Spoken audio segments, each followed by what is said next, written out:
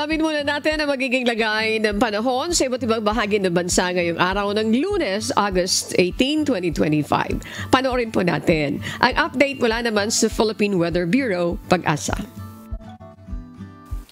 Magandang umaga mula sa Pag-asa Weather Forecasting Center. Ito ng ating update sa magiging tayo ng panahon sa susunod na 24 oras at update na rin sa binabantayan nating bagyo sa loob ng ating Philippine Area of Responsibility.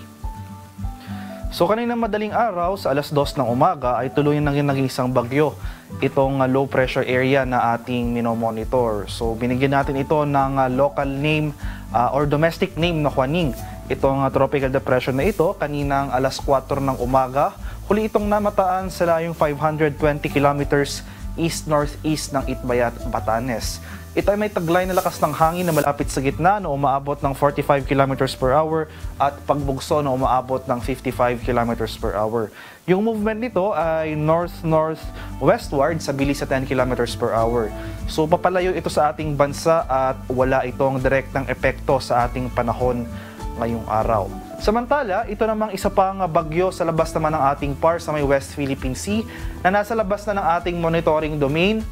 Ay malayo ito sa ating bansa pero yung trough o yung extension nito ay umaabot sa kanurang bahagi ng Northern and Central Luzon. Kaya posible tayong makaranas ng mga kalat-kalat na pag-ulan as well as yung mga kaulapan na may kasamang thunderstorms dito sa areas ng Ilocos Region, Zambales at sa Bataan. So humina na rin yung epekto ng habagat.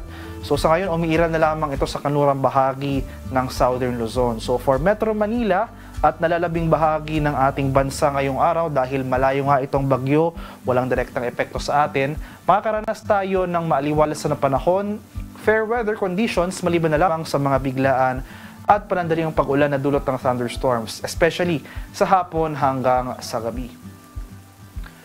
At ito naman yung ating latest track and intensity forecast para kay bagyong Juaning. So malayo nga itong si Juaning sa ating bansa. Wala itong magiging direktang epekto sa ating panahon sa mga susunod na araw. Hindi rin natin ito inaasahan na hahatakin or palalakasin yung ating southwest monsoon o yung hanging habagat. Gayunpaman, ay magpapatuloy yung generally northward na paggalaw ni Juaning hanggang mamayang gabi. And then after that, magiging north-northeastward yung paggalaw nito patungo dito sa northern boundary ng ating Philippine Area of Responsibility.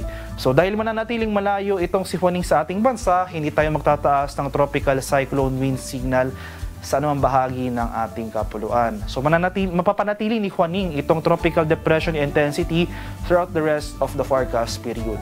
Inasahan natin na posibleng lumabas si Juaning ng ating Philippine Area of Responsibility by mamayang gabi or bukas ng madaling araw. At para naman sa magiging lagay ng ating panahon ngayong araw dito sa Luzon, so itong ang kanlurang bahagi ng Northern and Central Luzon, so sa mga areas ng Ilocos Region, Zambales at sa Bataan, magpapatuloy yung mga kaulapan at mga kalat-kalat at pag-ulan na dulot nitong trough o yung extension ng tropical depression sa labas ng ating PAR dito sa may West Philippine Sea. So inasahan natin ang improving weather conditions possibly later in the day, pero ngayong madaling araw, asahan natin na magpapatuloy yung mga pag-ulan over portions of Northern and Central Luzon.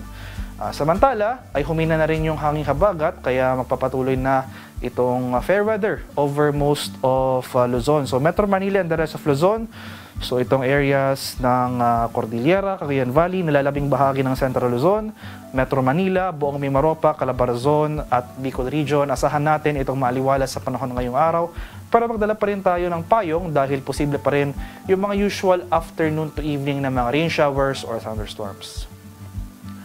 Sa bahagi naman ng Palawan, Visayas at sa Mindanao, hindi umaabot yung habagat over Visayas at Mindanao pero posible pa rin itong makaapekto over Palawan.